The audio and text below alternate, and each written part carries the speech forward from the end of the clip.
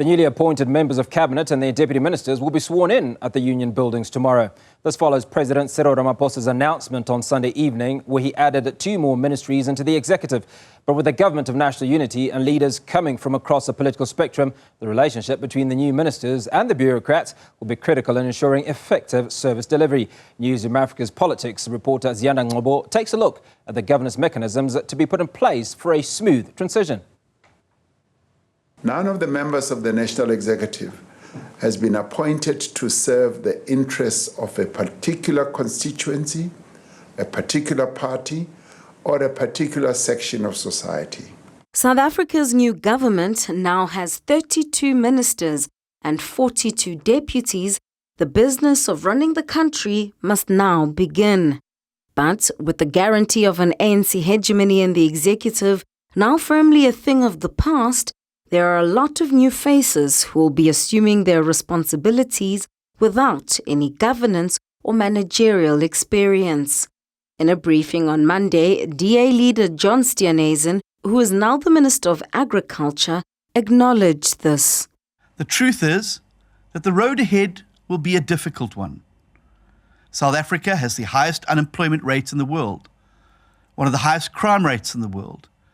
Logistics and infrastructure is in an advanced state of decline, and corruption is endemic. None of us should expect that these problems will be simply solved overnight.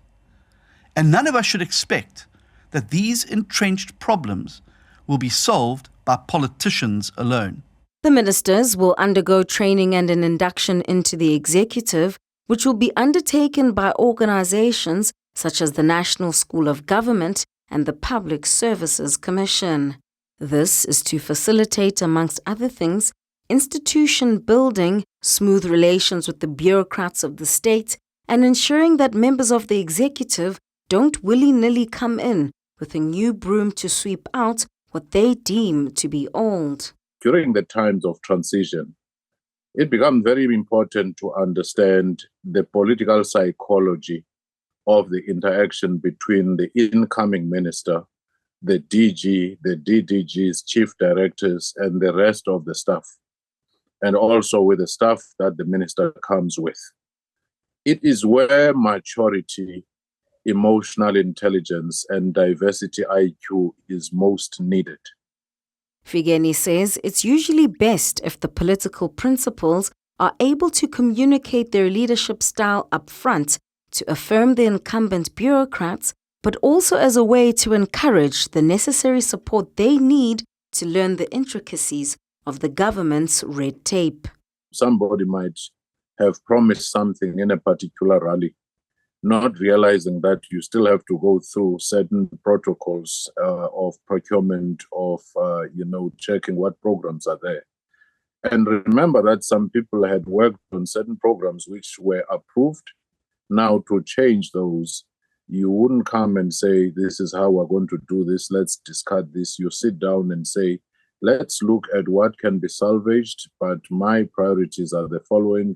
The 7th administration's priorities are the following. The most important thing in any organization is its institutional culture.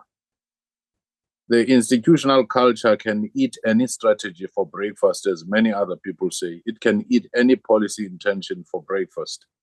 So it is very important, one, to understand what culture is there and whether that culture is supportive of a high-performing organization.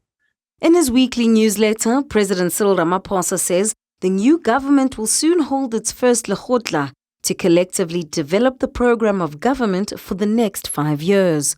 This will be outlined in greater detail in the opening of Parliament address to be delivered on the 18th of July.